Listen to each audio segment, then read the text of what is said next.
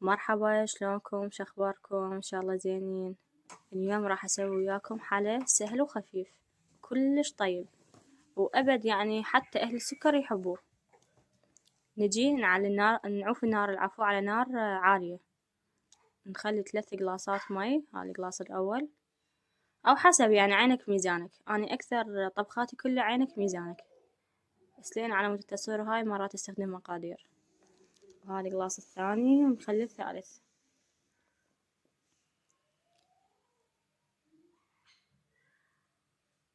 وهنا أخذت لي صفنة شوية، لازم أخذ صفنة ثاني. القمر الدين اللي راح نخليه هسه انتو حسب، اني اخلي راح هذه الكمية، ما راح اكل لان ما عندي ميزان يعني. لا شلون.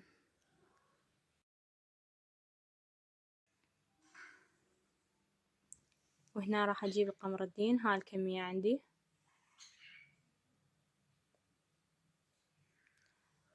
واخلي 3 خواشيك شكر، 3 4 كيفكم، 2.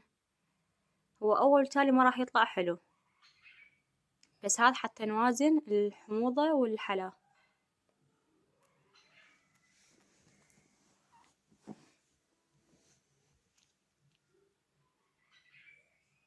وأبقيه على نار عالية منه لحد ما يفور، وأحرك فيه. وهنا بعد ما فار عندي راح أجيب 3 خواشيق نشا، وأضيف المي، كوب، هنا هم كوب ضفت مي، أخففه وأحرك فيه شوية.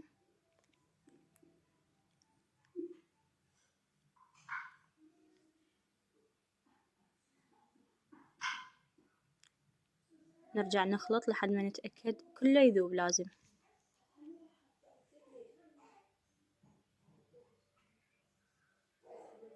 وهنا بعد ما ذاب كله راح أضيف النشا.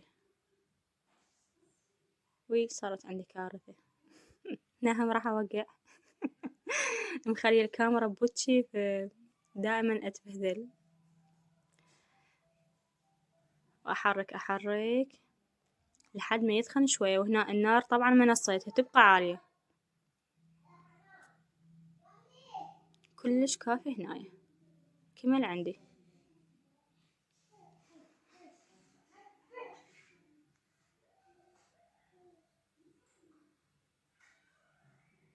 شوفوا لي شلون صار القوام مالته.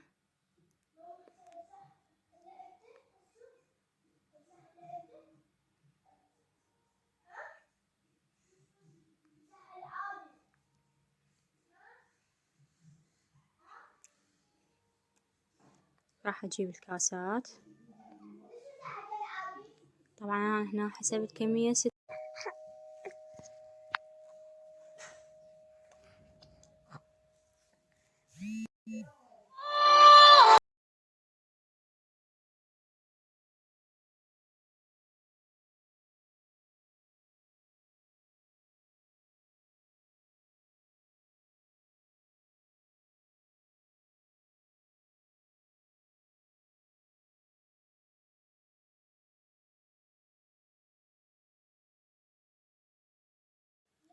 هذه آخر كاسة عندنا.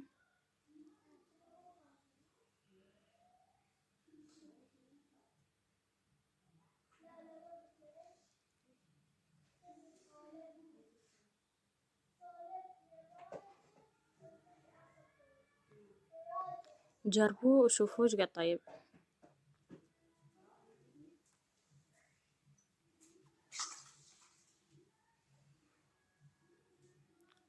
الحمد لله خلص عندي.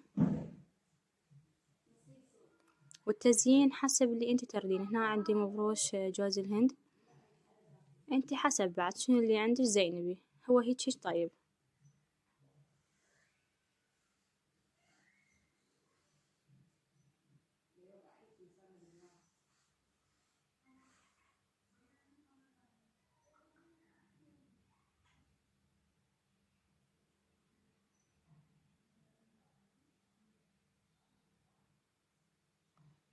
هنا كملنا عندنا.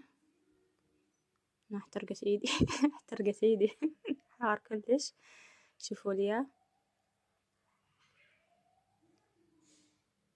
هنا كثرت شوية لأن كلش أحب المبروشة أنا جوز الهند. وألف عافية علينا وعليكم، ولا تنسون اشتركوا وفعلوا الجرس. مع السلامة.